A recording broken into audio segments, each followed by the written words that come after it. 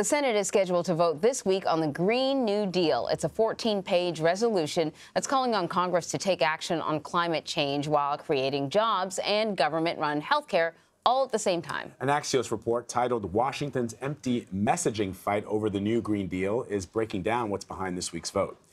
Amy Harder is the author of that article and the energy and climate reporter for Axios, and she joins us now. Amy, good to see you. So explain to us what's in this Green New Deal and what senators will be voting on this week. Well, at the heart of the Green New Deal is this 10-year mobilization plan to drastically reduce greenhouse gas emissions, so they're essentially zero in the next, as soon as the next decade. But it also includes a lot of things that aren't directly related to climate change, such as a federal jobs guarantee and universal health care and housing. The thinking behind it by those who support it, like Congresswoman Alexandria Ocasio-Cortez, is that climate change is necessarily wrapped up with America's income inequality problem. And so they think that pairing this all together would solve two big problems at one time. So this vote that's coming up, it is largely symbolic. But, how do you feel it's going to play out, and what are Republicans saying about it? Right. It's important to remember that this vote is on a non-binding resolution, which can carry weight in political messaging, but it won't have any impact of law if it passes. So what is happening this week is that the Senate is voting to begin debate on the measure, which is just a procedural measure. And what's likely to happen is Republicans will vote no, but they're trying to force Democrats to vote on what has become a quite controversial issue because of the ambition and the scope of the policies laid out in the Green New Deal. So Democrats have signaled that they will all simply vote present, which basically means that they won't really show their cards of how they're likely to whether or not they're actually going to support the policy. So the Green New Deal has been brought into the spotlight recently, in part because of the popularity, as you pointed out, of Congresswoman Alexandria Ocasio-Cortez. Talk about her influence on this resolution and whether or not, I think more importantly, does she have any influence to her fellow Democrats in the Congress?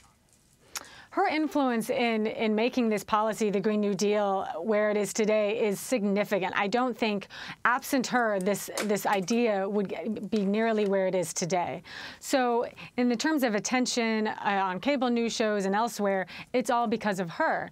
Now, she has so far not translated that, popular media attention to support in the House and Senate. It does have a good chunk of support from the most progressive members of the Democratic Party. But in fact, since the resolution was introduced several weeks ago, there's been no new signers on the Senate side, for example. And that's because what's included in this proposal, even though it's still little on details and big on ambition, it's pretty controversial, particularly for Democrats that hail from some of the more Midwest and purple and red states. They're not comfortable with it because I think some of their constituents would be concerned with how ambitious it is. Amy, how am I supposed to take this? Because it's largely symbolic. You mentioned that I think critics who are being polite call it ambitious. Others have called it, sort of like more than just ambitious, like, sort of something that's probably not going to be able to be pulled off. There are not a lot of details. Should I be taking this seriously, or how should I interpret this push behind it? That's always a tough call here in a town like Washington, where symbolism does matter, perhaps more than it should.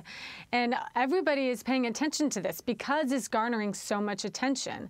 I spoke with Rihanna Gunn-Wright, who's one of the policy brains behind the Green New Deal. She's working on the actual nuts and bolts of the policy and is going to release a paper early next year. But she conceded to me in an interview last week that there is a vacuum being created right now that is creating this empty place for people to just fight over nothing. And that's the challenge for reporters like myself and others who want to really know what's in the proposal and how much it'll cost and what kind of impact it could have. And totally. When I hear, that someone's working on the nuts and bolts, but there's a vote coming up. Right. Like, what are they voting on? The concept, the idea, the philosophy behind it? Yeah, and it's so interesting, as you point out in your piece, Amy, as you just said here, what will it really cost? Will it hurt poor people or help them? And because of the fact that there's so little substance in this, it's so interesting that everyone's like, chit-chatting about it and Yeah. fighting over it because there's nothing there as of yet.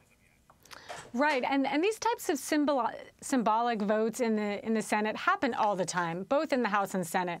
But what's a little bit unusual about this is usually the time, you know, the winter and spring of a non-election year where Congress actually considers significant policy.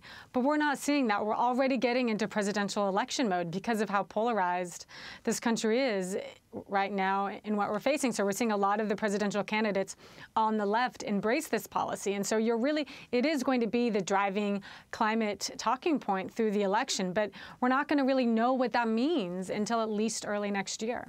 Wow. All right, Amy Harder, great piece. Thank you for joining us. We appreciate it. Thank you.